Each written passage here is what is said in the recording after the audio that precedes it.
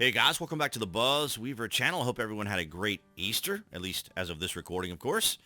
From the post-millennial, 56% of U.S. voters say Biden is trying to jail Trump to stop him from winning. McLaughlin poll. Now, it's very direct language, is it not?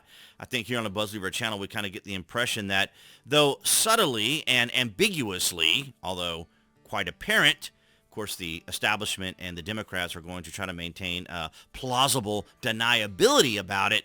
But there is no doubt that Donald Trump is being pursued politically by his opponents.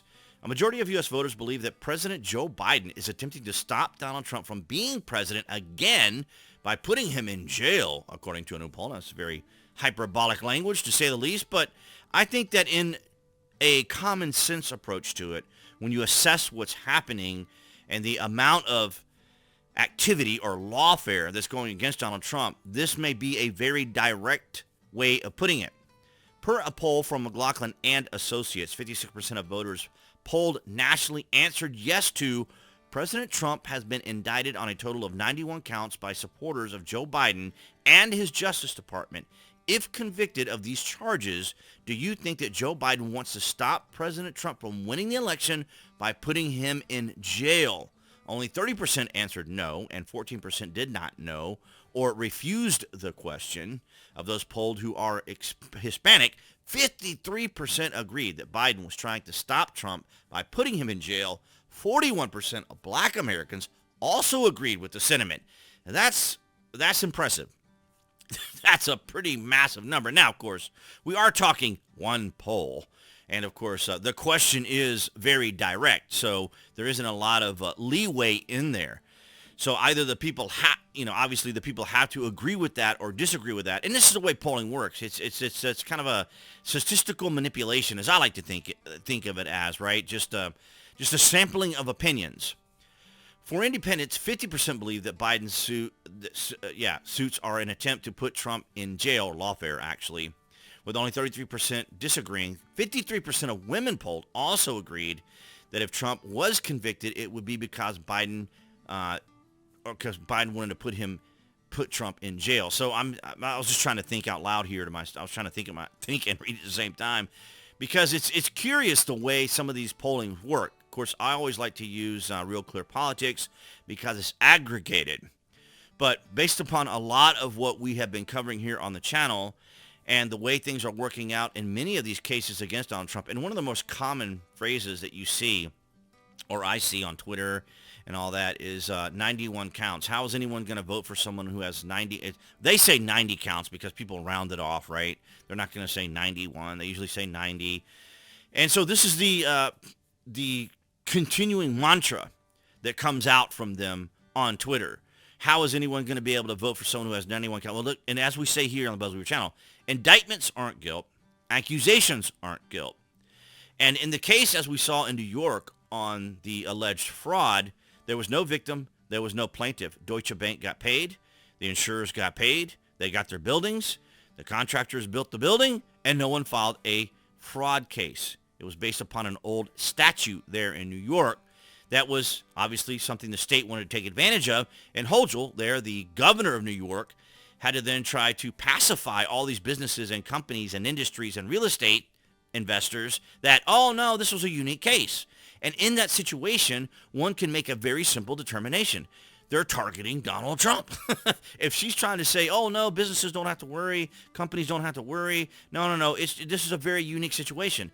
That, to me, is a clear, red flag that says we're going after Donald Trump. Now, of course, the language here, as I said, is pretty direct here, right? The question that was presented to them, if Trump is indicted or convicted, I should say. But as you know, most of his cases have gone pretty much in his favor. Now, the one in New York was what they call the term just went out of my mind. But I want to say Samaritan, and it's not Samaritan. Summary judgment. A summary judgment. So in that case, in the summary judgment, it means that the judge is able to make all the determinations he wants, right?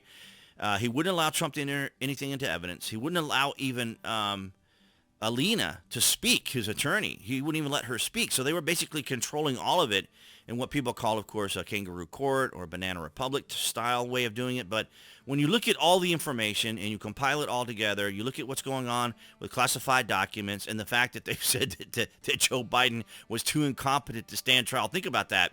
The FBI basically came out and said that Joe Biden was too incompetent to stand trial because he doesn't have the cognitive ability to remember how the documents arrived where they did or where he put them and stuff, but he can still be president. And so all these things all kind of add up to what we have talked about here on the BuzWeaver channel for a long time, and that is the Establishment Uni-party wanted to make sure that Donald Trump was out of the way so that they could pave their road to what they wanted to do, what their agenda was for this country. And now, of course, for many of them, that was to make their money back, to get their contracts, to get everything, the scoops and everything going on with government, because they want that power. They want to be in that power chain. They want to be in that power circle.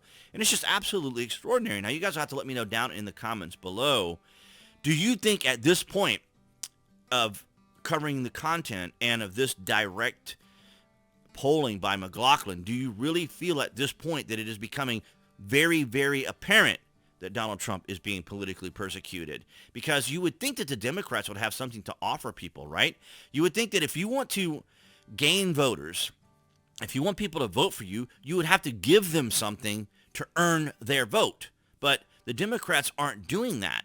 As a matter of fact, most of what they do is targeted towards very selective groups of people and not all Americans. And this is a point I make a lot, and that is that they go after and they try to support and they try to lift up, as it were, like DEI, right?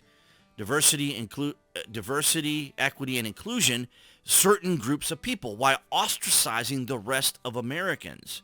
So it's understandable that they want to appear to be righteous and fair and kind and understanding and compassionate, but you still have the rest of America out there to consider when you're president.